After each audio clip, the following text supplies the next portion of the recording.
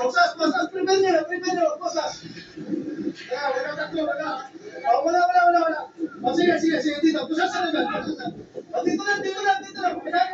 Sabay. Pasas. Upo ka lang. Sigurado ka.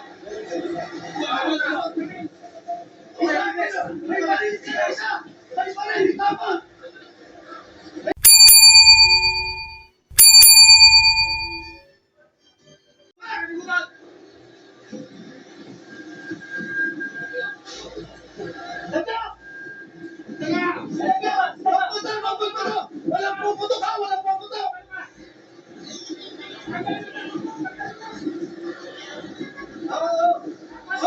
Sinaga. Baba. Labas.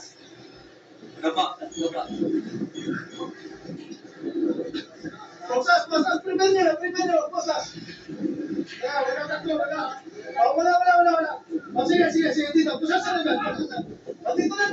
Hayaan nila. Sabay. Pasas. Upo ka lang.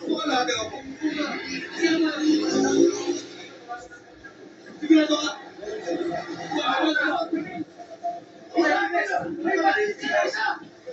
Tama. Yung isa! Bumaba na yung isa!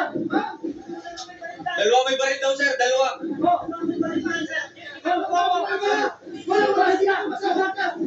Hindi ka masas. Hindi.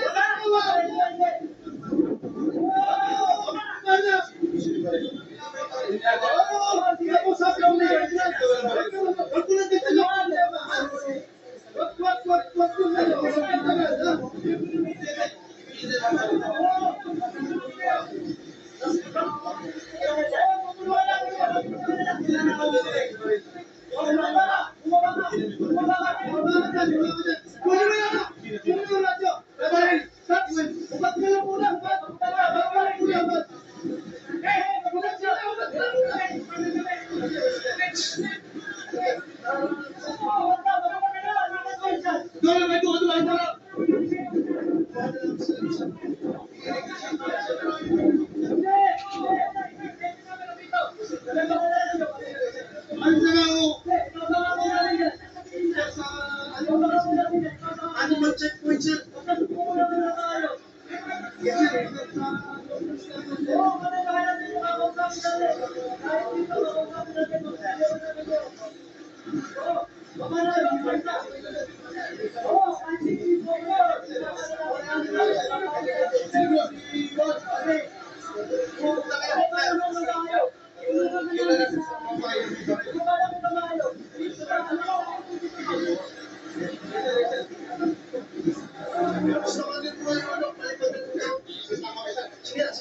Drone, sir.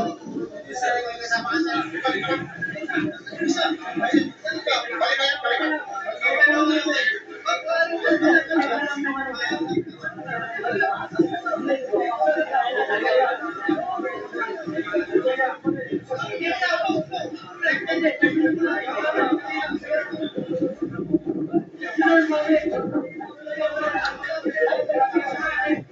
Huli na lahat.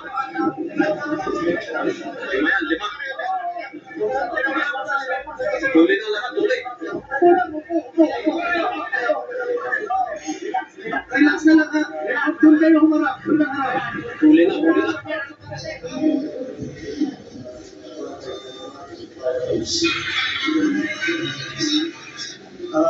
Yun po, siguro around 10 o'clock in the morning, naka-receive kami na info na merong jailbreak na nangyari sa Batangas Provincial Jail sa barangay Malaini, Ibaan, Batangas.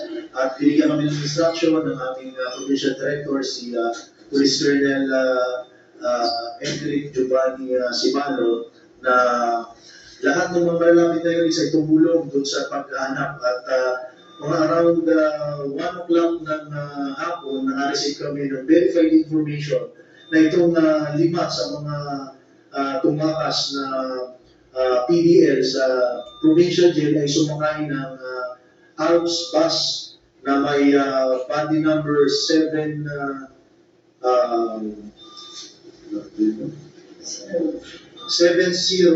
Yun. So, after that, binubilis namin yung aming puwersa dito sa San Tomas sa Component City Police Station at tin-lockdown namin yung bus at doon na nagsimula yung aming negotiation para peacefully ay mag-surrender yung ating mga tumakas. Okay, so paano na tukoy na sa kailang bus? May information kayo tapos kailangan nyo na doon? Yes po, yung driver na ipag-cooperate din, pag nung makita niya na may mga pulis na nangaharap, pinatay niya yung makina and then tumakbo po siya palabas. So hindi na po makaandar yung bus. At fortunately, some of the passengers ay nakikipag-cooperate para makausap namin yung mga tumakas. Yung lima po, ano po ito? Armado o may mga armas na sila dala o tinakot nila yung mga pasahero? Yes sir, meron po silang armas. May na-recover kami ng isang caliber 9mm with 16 live ammunition, 2 magazine, at isang balisong. But according to the passengers, hindi naman po sila sinaktan at hindi naman nilalabas yung kanilang baril. Yes, sir. Nagpasok na pasahero sila? Nagpanggap din po sila na pasahero. And then, nung na-lockdown na nga po, saka nalaman na 5 sa kanila ay yung tumakas. So, sir, pero kanina kasi ang unang info parang nagka-hostage taking. Nagka-hostage taking po ba? Hindi po, wala naman pong hostage taking na nangyari, but kung makita lang po yung ibang mga video, parang ganun po ang nangyari, but hindi naman po yun hostage taking. Gano'ng katagal yun, sir, na bago nakasuko? Siguro sir, more or less, mga 20 to 30 minutes yung aming pakikipag-usap sa kanila. According po doon sa initial na interview namin dito sa mga nakatakas na nahuli nga po natin ay kinuha po nila ng baril doon sa mga jail guard. According po sa kanila yun, it needs verification. So yung bago na na-recover sa jail guard yun? Allegedly, sir. So paano sila sumukat? Nagpapahanap ng media kanina, yung mga hostage, yung mga preso? Yes sir, initially, nagdidemand sila ng media para daw safe sila. So, tumawag kami ng media, but habang pinaprocess, tumatawag kami ng media, nakumbinsi naman natin na peacefully mag-surrender sila. Saan ba sila pumuwesto sa gitna ng bus? Iba-iba, bukod sa mayroon sa gitna, mayroon sa Hiwalay. hiwalay sila. So, unang kalaman ng mga pasahero na yun ay tinutugin. Yes sir, nung una ay ganun po sir. Ano yung mga pasahero kung may mga pulis na kumakaan? Nung una po, siyempre, natakot po talaga sila dahil nakala nila, possible din silang matamay, at hindi nila alam kung ano yung ano. But yung pinaliwanag naman po namin doon na safe sila, wala namang butukan na mangyayari kung makikipag-cooperate yung ating mga nakatakas. COP, sorry, regulate pahagyan, generation pa rin yan, example. Ilawin po natin, wala pong hostage taking na nangyari. Yes sir, wala pong hostage taking na nangyari and na-convince po natin sila na mag-surrender peacefully. Wala po silang sinaktal doon sa mga pasahero. Wala naman po, wala po. Initially, wala po kaming na-receive na complaint at ako po mismo ay kinausap ko po yung mga pasahero. Tinanong ko po sila kung may nasaktan at syempre bigay po tayo ng pasensya sa abala at pinaliwanag natin na yung ating pong ginawang aksyon para po mahuli at maibalik sa loob ng kulungan yung ating mga tumakas. Paano na-visit na ulit yung mga preso na sumuko? Kinausap ko lang po yung sabihin na natin na tumayo yung leader sa kanila at gusto lang nila makausap yung pamilya, hindi naman daw sila lalaban, kaya ang ginawa po namin para makasiguro na wala silang armas, ay kinumbinsi po muna natin sila na ilabas yung baril. Ano po, so pinalagay namin sa isang bag ng pasahero, nung mailabas at ma-confirm namin na yun na nga yung baril na hawak nila, in a safe distance, ay nag-roll po kami na pag-usap. So bakit nakakahubad sila? Pinahubad po namin just to make sure na wala silang kita natin yung walang tinatago at wala po yung So, isang baril lang po, COP, isang baril lang. May baril po at saka isang balisong na buka po dati sa Porto Bacas. Sa paano po sila napunta bus? So,